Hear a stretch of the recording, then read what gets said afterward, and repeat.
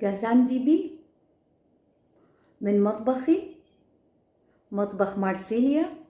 خلينا نشوف هاي الوصفة.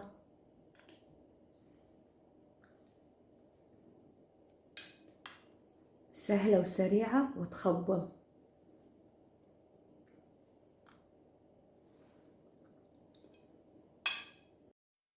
وحتى نسوي هذا وصفة حلو التركي راح نحتاج قلاصين حليب طبعا كامل الدسم،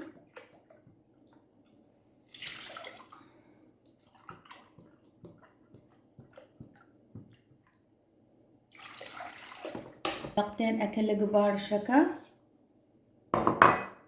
معلقتين طحين، معلقتين كبار نشا، فانيلا. حبايبي هي بالوصفة الأصلية يخلون صفار بيضة، بس أنا ما يعجبني البيض، فراح أخلي شوية من الكاستر. مثل ما تعرفون الكاستر هو عبارة عن كله يعني بيض، بس شنو ينطي نكهة كلش طيبة. يعني تقريبا هم معلقة أكل كبيرة خليت يعني كاستر. هسه حبايبي راح اخليها على النار واظل احرك بيها حتى ما تلزق الى ان تسخن. ومثل ما قلت راح اخلي هذا مكعب الزبت عليها والى ان تسخن ويانا.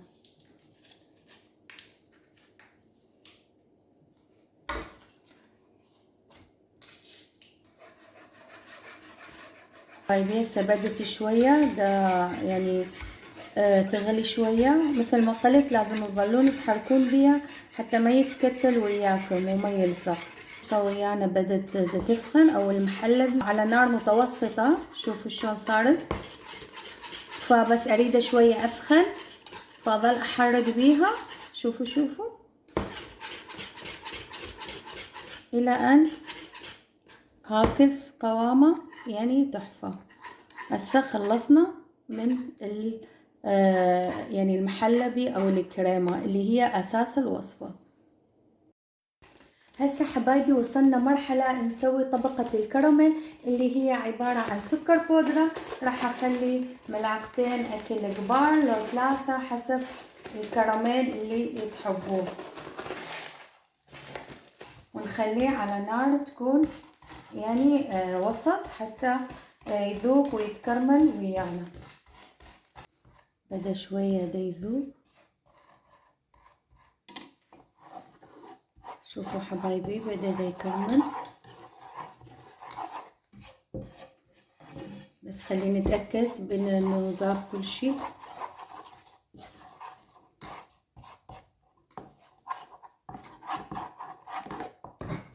وهسه راح نجيب شوفوا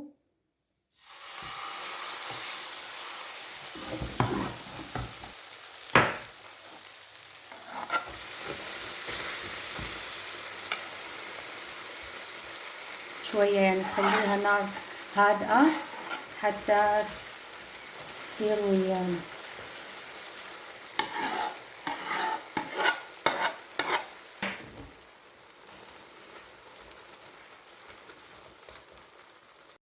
هسه حبايبي وراء 3 دقايق حسيت يعني شوفوا شلون يعني نشف هذا المحلبي، فاخليه هسه يبرد على حرارة الغرفة، بعدين ادخله للثلاجة 2 ساعات واشوفكم شلون يتقدم بعدين.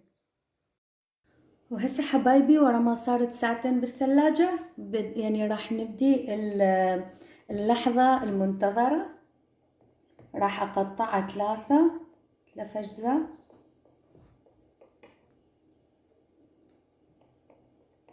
وراح اسويها رول.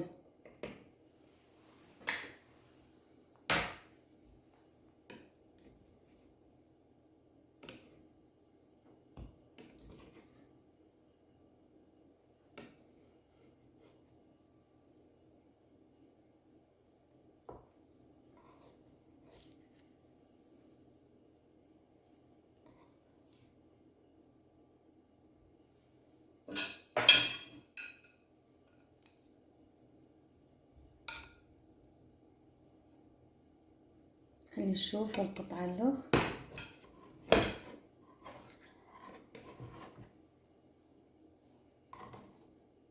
شوفوا الكراميل، حساي القطعة نجحت أكثر. طبعا مو شرط إلا تسووها قطعة كبيرة، يعني شوف هاي القطعة الصغيرة.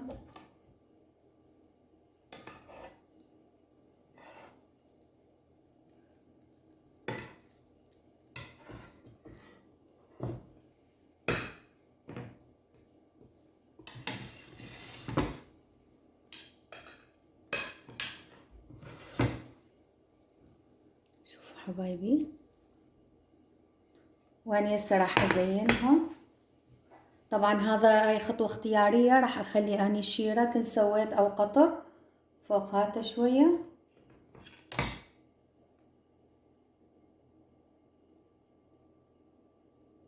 طبعا إذا خلوها أكثر بالثلاجة 3 ساعات هاك لو 4 حتى ما تتفك، يعني تصير تتماسك أكثر. حبايبي فستق حلبي.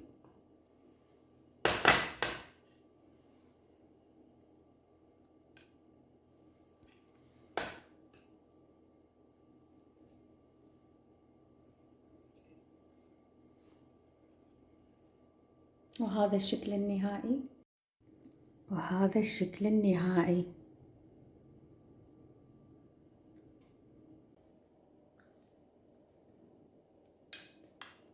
سهلة وسريعة وتخبل.